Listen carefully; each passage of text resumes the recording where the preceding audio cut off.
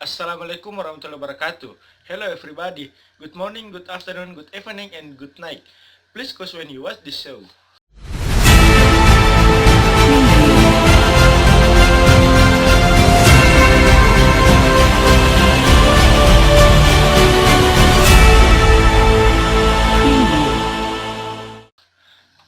First news, remembering Pan AM Act 12. On 23 April 2021, Bali marked at the 47th anniversary of the crash of Pan American World Airways flight. PA Act 812 on the hillside of North Bali. The Clipper climax with the registration N446 PA was operating a scheduled service from Hong Kong to Los Angeles with intermediate stop in Denpasar, Bali, Sydney, and Nadi, and Honolulu on 2030 April 1974. While preparing for the final approach for Bali runway 09, it crashed in the village of Tinga-Tinga in the regency of Buleleng, claiming the lives all of the 107 passenger and crew on board.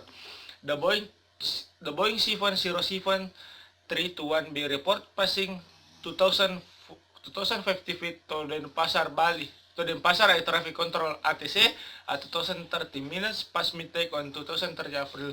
6 minutes later, the pilot in command asked Bali ATC for local weather and visibility.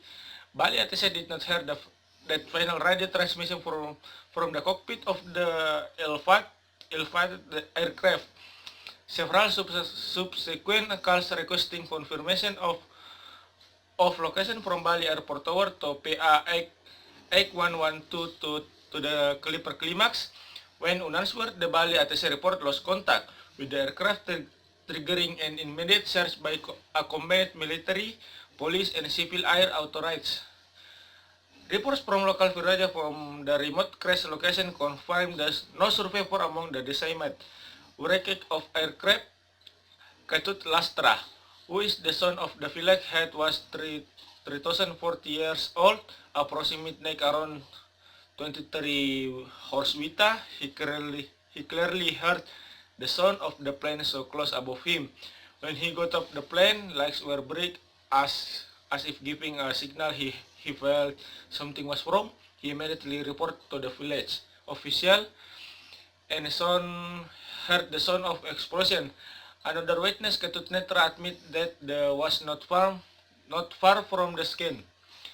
According to him, the incident began with a roar that came from the northwest.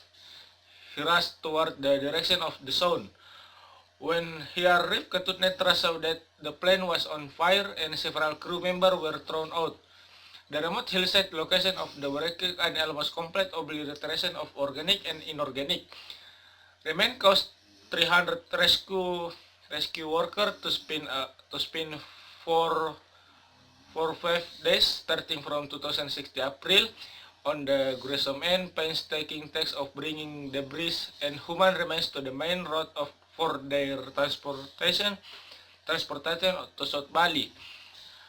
A total of 69 passengers from 9 countries were on the plane. 70 were scheduled to disembark in Bali. 24 were bound for Sydney, and 2 for Nadi. The plane was piloted by Captain Donald Sinke, who had 80,147 hours of luggage flight time. Flight time 7,012 of which were at the control of Boeing 707S. His co-pilot was first offered John Schroeder with 312 hours of flight deck experience, at third pilot Melvin Pratt and flight engineer Timothy Crowley and Edward Keating were also on board at the time of the crash. As an interesting asset, N446 PA started in the 1971 feature film Willy Wonka and the Chocolate Factory, performing as the aircraft that delivered a critical shipment of Wonka bars. Both the cockpit voice recorder and flight data recorder were found in mid-July. Indonesian and U.S. inspector conclude that the flight did not explode at altitude and was destroyed upon sudden impact. with the ground at the high rate of speed. Following the tragic Bali crash, Pan America Rosenthal a new cockpit warning device intended to prevent future crash of its kind by warning of low altitude and proximity to ground of mountains. After the Irish disaster, Pan AM ended its flight between Hong Kong and Sydney via Bali. A monument commemorating the air tragedy and contain all passenger and crew names now stand on Padang Galak Beach in Denpasar, Bali. Second news, the Chancellor of the B.J. Habibie Institute of Technology Habibie ITBH, Professor Dr. Insinyur Ansar Suyuti held a friendly meeting with the Parepare City government in the patent room of the Parepare Mayor Office Wednesday 3 November 2021.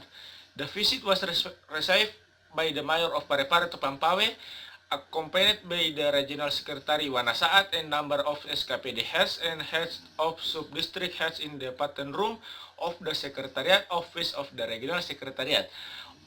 On that occasion of Professor Ansar Said, the visit was included to ask for permission and to share synergies with the local government in advancing the vision of education in the city of Parepare. And quote, we must know the struggle of Ato Pampawe to bring a state university in Parepare and is not an easy thing, but the mayor is able to make it happen. And quote, said Professor Ansar, ITBH Parepare is the 5th state institute of technology in Indonesia under the auspice of the Ministry of Education and Technology after ITB, ITS, ITERA, and ITK. He said, according to Professor Ansar, ITBH will open 3 study program, namely mathematics, computer science, informatics, and information system. Furthermore, dozens of study program will be formed as an effort to increase. We will implement a character education system which combines a religious understanding and Pancasila unity. The presence of ITBH, apart from being an economic booster, is also placed to give birth to a new Habibie in Parepare. He said, Mayor of Parepare, Topan Pawe said, presenting ITBH is not like turning the palm of the hand. It take a process, struggle, and commitment. He has capitalized on the spirit, art, and expression of B.J. Habibie so that it can be realized. ITBH journey is not easy. We are struggling to make it happen. We are aware that education is one of the priority sector of development, which is a pillar to realize Parepare as an industrial city without Ximenes, and he explained, we hope that ITBH will become one of the leading universities in Indonesia, and of course, this will bring a multiplier effect for the people of Parepare and its surrounding, he hoped.